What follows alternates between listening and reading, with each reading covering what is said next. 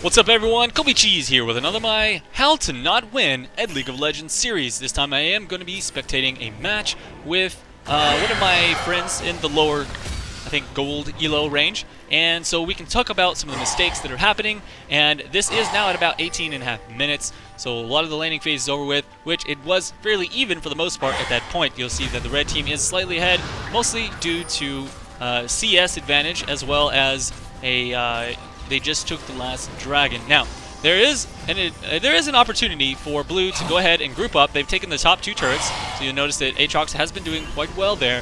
And what they need to do is focus all of their efforts, now that laning phase is pretty much over with warding up this entire bottom area and then taking out the rest of these two remaining turrets. However, what you notice happens is Janna actually backs off without putting any kind of vision for the team in this area here. She needs to ward up either one of these two bushes here so that they can see who is coming through there. That way they can pressure this bottom, they can shove that down, and they can see anyone focusing down this area. And then they can definitely do the split pushing, which is working out so far with Aatrox, shoving either the bottom or the mid on his own with the rest of the team grouped up. However, for the most part, we're not seeing a lot of synergy here or a lot of direction from blue team. It feels like they don't really know what they should be doing at this point, and it always boils down to taking objectives, and all of your strategy needs to be focused on taking objectives. For the most part, they're just kind of running around randomly here. You see that they're almost getting picked off on a Vayne. She almost dies because they really just don't have any kind of synergy of what it is that they're doing. Now I'm going to go ahead and fast forward a little bit to the next big thing that actually happens in the game that causes the things to swing just a little bit more. Okay, so 4 minutes have passed at this point. You'll notice that the gold is pretty much the same. There's been a little bit of back and forth for both teams, but look at this. Both mid and bottom turret are still remaining for red team, and there is still yet to be any vision in this entire area. So it is still impossible for blue team to actually push that down and get any of those useful objectives for their team. So at this point, they really need to work on getting together and warding up the area. We're not seeing any kind of synergy here, and once again, the Aatrox goes up top lane, which he's already taken, and wastes so much time working on a lane that's not even there anymore. Instead, what needs to be happening is they need to get some vision over here, and they need to shove down the rest of these turrets, which can easily be done. But instead, you'll notice that Zed actually gets a pick here onto the Janna. Now, he does make a mistake by staying in without any more of his teammates around to do anything about it. So that's a mistake on his part, more of a mechanical and terrible grouping decision for red team. But really, I'm talking more about blue because they're the ones who are actually behind at this point, as you can see.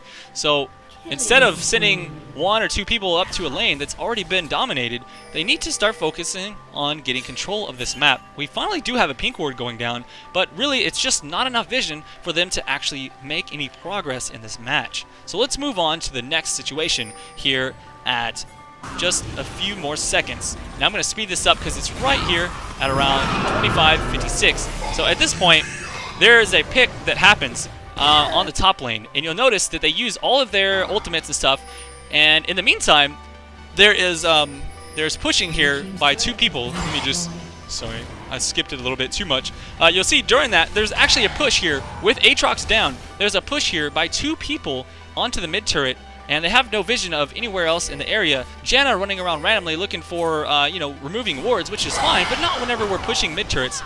Not enough synergy here, looking for objectives, and now they get caught out here. Vayne's going to go down. The Nasus runs completely opposite direction where he needs to go, and it's going to cause him to waste even more time before going down. And you'll notice that up top lane, he was soloed by Tin Hammerhead, and really, they could have easily let him just shove that lane down on his own and grouped up and made a play as a group, as a team, on this mid turret. This mid turret was so low, but they just had no synergy grouping up and making anything happen.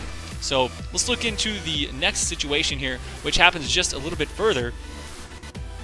Once again, you'll notice that Aatrox is actually up in the top lane doing some 1v1 time with Tin Hammerhead for really no good reason. You see that the Sona is actually coming up, as well as the Caitlyn, so this is a perfect opportunity for them to actually shove out potentially this bottom lane, but instead Vayne at full health decides to just back off of the bottom lane, even though it would have potentially been safe for her and Nasus to fall down here. Nasus farming the jungle for no good reason at this point when he could be easily taking an objective with most of the red team up at the top lane. This is a perfect opportunity for them to actually take advantage of the situation to grab some objectives. Instead, everyone kind of run around randomly like it's still laning phase, like they're going to sit here and wait for the creeps to come around and they're going to grab some farm.